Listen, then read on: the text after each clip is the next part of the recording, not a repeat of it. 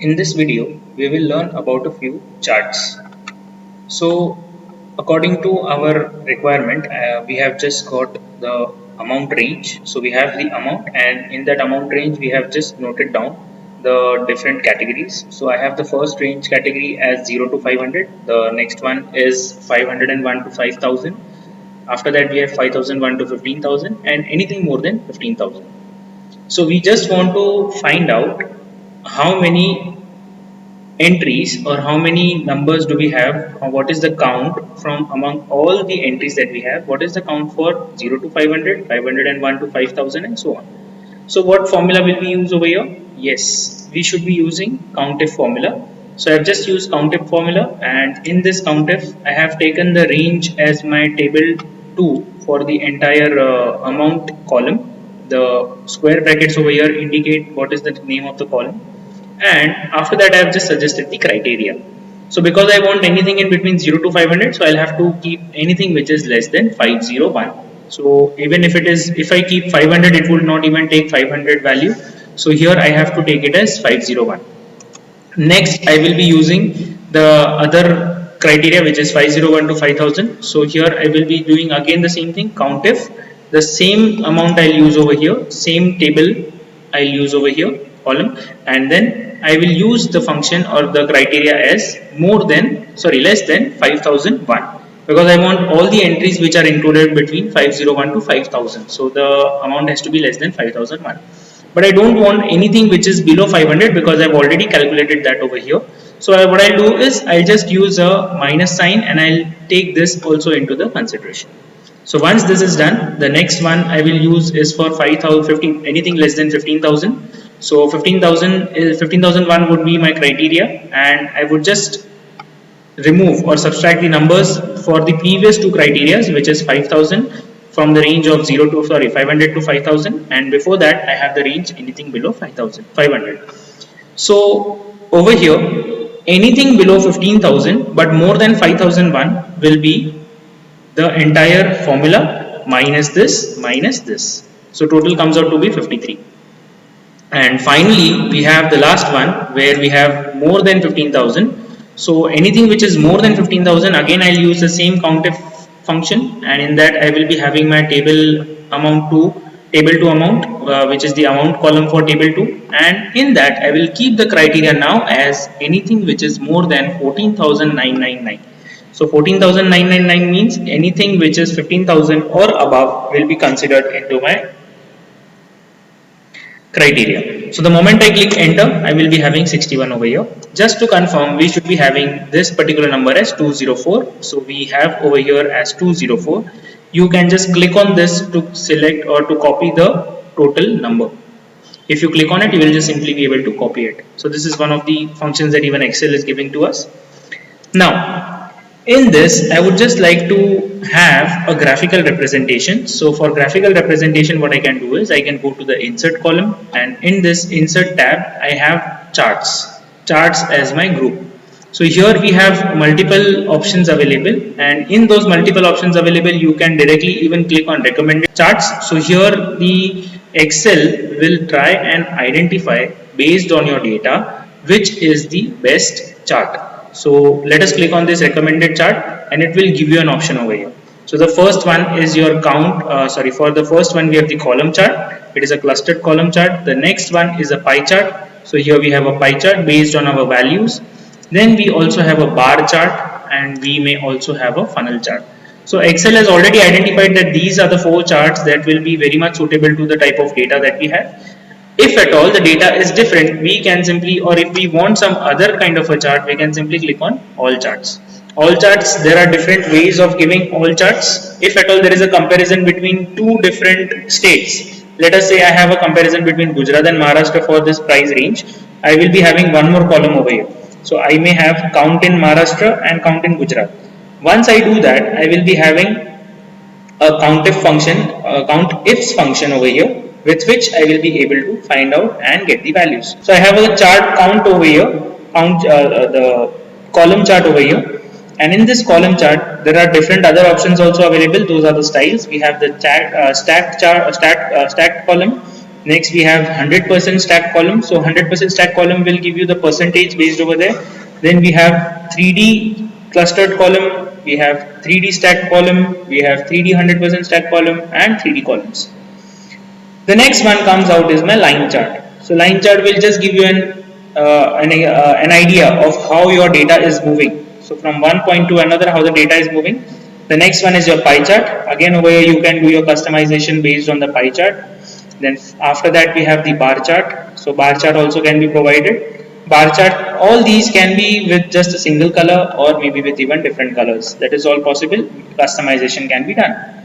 Then we have area, we have XY scatter, we have map, stock, surface, radar, tree map, sunburst, histogram, etc.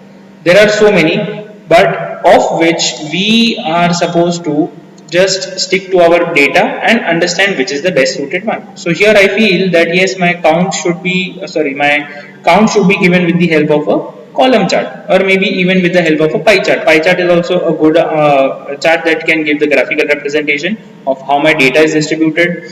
So I will select over here my pie chart. Pie chart can be selected in this way. It could be a 3D pie, it could be a pie to pie ratio directly given. It could be simply based on how the data is managed over here, or maybe we can also have a donut chart. So donut chart is also quite in the news nowadays. So we can use donut chart also. It is also a very good way of giving your representations. So let us click on the pie chart first. And now once you click on the pie chart, you will be having a pie chart over here on your screen. So now you can adjust it at a given place. Let me put it over here. And now when you click on the chart, when you just click on the chart, you will have another entire new region where you can have your chart design and you can easily format it. So formatting is also possible, and so is the possible in the design part. So if I have a design, if I want to just change the layout, I can simply change the title, I can add an element, I can remove an element, I can add data labels. Data labels are not given over here, so I can just write the data labels. Data labels are nothing but information, like 13 will be put up over here in my blue column, which is 0 to 500. For 501 to 5000 I'll be having 77 and so on.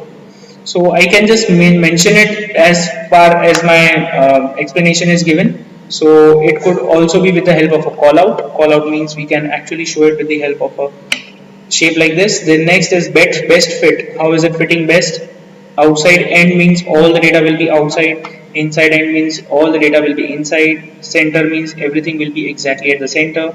And none means it will not at all be option be available. So the best option is always to go for a best fit, because based on the size of our charts, we can always manage it and change it. You can also have a quick layout based on how you want to show the data. It could be with the help of a data table, it could be with the help of a normal just explanation, or maybe just the visualizations. We can also have a key over here, and a key is also there. We can see on the right side we just have a key now. So we don't actually need to show the table also. It will be in the form of percentage and it will be just seen over here directly. But next, if we want in the form of count, we can just keep it in this way and add our data labels. Colors also can be changed. We have different colors available, so we can have colors just like monochromatic colors, which is the same color with different shades into it. We can have multiple colors also available. There are different kinds of colors that could be used up. If we want another different way of showing it, we can use the different styles that are available, chart styles. It could be just style number 2, style number 3 and so on, but all are always possible to be changed or modified. Then next is change chart type. If at all you feel that this chart is not sufficiently showing your data properly, then instead of actually deleting it and again doing a new chart, what we can do is simply click on the change chart type. So now the moment I click on the change chart type, I can change it into column, I can change it into bar. So let us say if I'll keep it bar, this is my bar column, bar chart. So bar chart is, this is how I've used the bar chart. I can actually have another various kind of elements available over here, or I can add an element. Okay, based on that we can have our data selected. So if you want to add a data label, you can simply click on add data label over here. You can click on add data label over here, or you can click on add data label over here as well. So you will get the data label. Now if you feel that the data label is quite small enough in number or maybe in the size, so you can click on these and increase the size. So when you want to increase the size, you can directly hop onto your home button. You can increase the size directly like this. Now once the size is increased, you can format it. Format painter can be used, and all the others can also be changed with a single click. Okay, next, even if you want to change the count, you want to change the key, you want to change the axis, all these can also be changed with the help of the same formatting button. So I have a bar chart now. Now this bar chart is quite easily giving you the data or understanding of how 0 to 500 is spread, of how 501 to 5000 is spread, and so on. So this is all about charts over here. If you want to still change a few things into the chart, you can move the chart, you can actually switch rows to column. Maybe sometimes it is possible that your chart is not properly aligned. So you can just switch from rows to column or column to rows without actually changing your data. If you have selected a wrong amount of data, you can click on the select data button, or directly over here with a right click you can have a number of options available over here with which you can select the data, move the chart, save it as a template, change the chart type, and so on.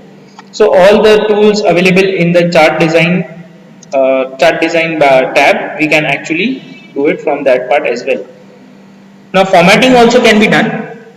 Formatting based upon the chart area, we can do it. So here we have the chart area, we can have chart title, chart legend, plot area, series, and so on. So if at all we want to do any kind of a formatting change, maybe text style is different, maybe the shapes are different, those all things we can manage it over here with the help of the chart styles formats.